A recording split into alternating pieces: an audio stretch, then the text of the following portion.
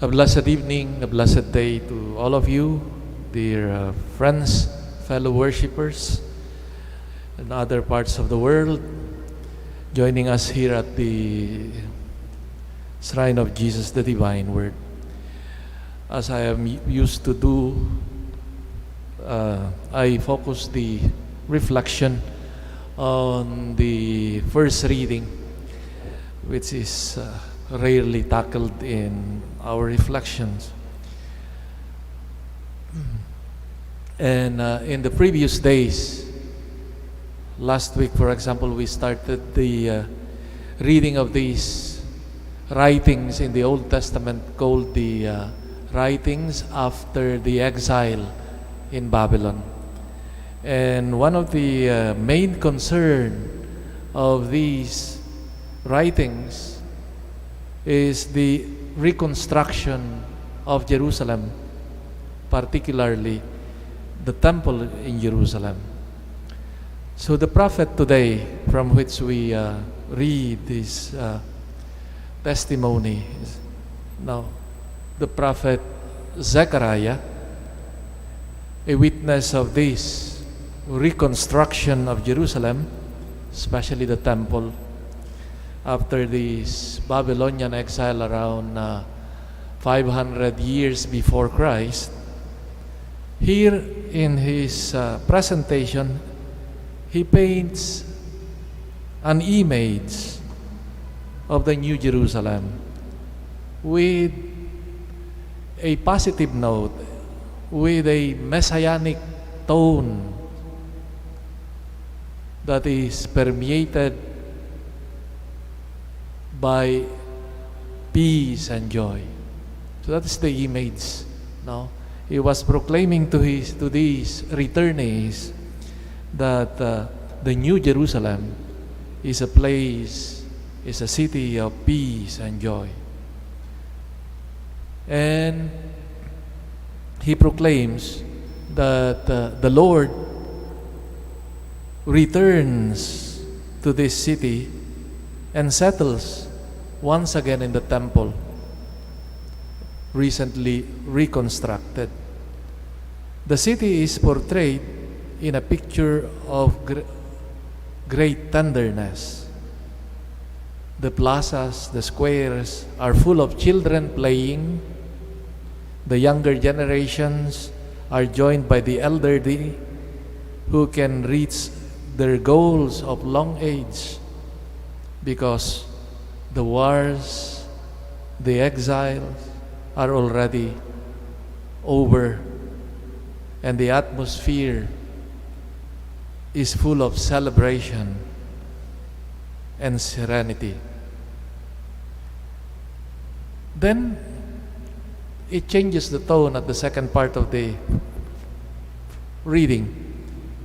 Then the Lord addresses these so-called doubting people with these words. Even though it seems impossible to the remnant of these people in these days, should it also seem impossible to me? That was the question of God through the prophet. As if that we can read between the lines here that it seems the palpable in these words of the prophet, the people's low morale, low expectations, or discouraging attitudes among this community.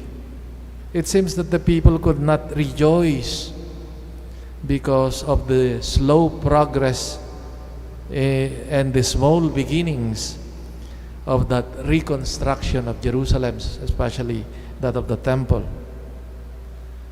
But God assures the people that what is impossible to humans is possible for God.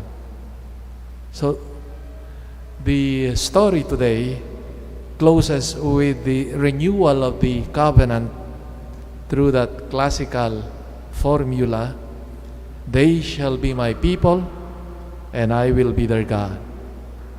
in faithfulness and righteousness. What can we learn from this? It is understandable that in the midst of difficulties, the people of Israel at that time could not fully rejoice, because while there is the prospect of reconstruction, yet it was slow, and there seems to be no reason, or they could not rejoice fully because of that. No. Like our own situation also today, in the midst of this pandemic, we thought at the beginning of last year that it would only last for weeks or months. Matapos ng lockdown, balik sa dati. Now it's almost 2 years and we are still here. No, we do not see yet the end of this. And we can't help but feel also at times the gloom, the sadness, and preoccupation, especially when news comes of loved ones, friends, acquaintances being infected by this virus. And so many have asked me already, Father, kailan kaya matatapos ito? Kailan kaya matatapos pa kaya ito? We started to be more positive about our situation with the coming of the vaccines. Then appeared new variants, more contagious, and even vaccinated, we can still be infected. The only thing that we thank God for is that with the vaccination, that there is less possibility of being of getting the serious effect of this virus. We, as I have heard, or maybe our own, kailan kaya matatapos ito? We understand and sympathize with the people of Jerusalem during that time of the prophet Zechariah, that indeed it's hard to be optimistic and joyful. But the words of the Lord are true, truthful. He will make possible what is for us impossible. And He assures us, like the inhabitants of Jerusalem, that He will return to Zion and dwell in the midst of Jerusalem. That was the assurance that God gave. Yes, we hold on to that. In fact, that is the truth that sustains our hope also as Christians. For we say, He pitched His tent among us in His Son, the Word made flesh, the Emmanuel, the God with us. And how is that expressed, His presence among us? Concretely, what we celebrate in the Eucharist. The Word we listen to, we hear, and the banquet of His body and blood. Concrete proof of His presence among us. It is not a presence that floats in the air. It is here in the Eucharist. It is good I think, to be reminded again and again of this truth, like the people of Israel that time. The God among us, the God is with us and has not abandoned us. Let Him who made His dwelling among us be our strength, our joy, our hope in the midst of this darkness and uncertainty.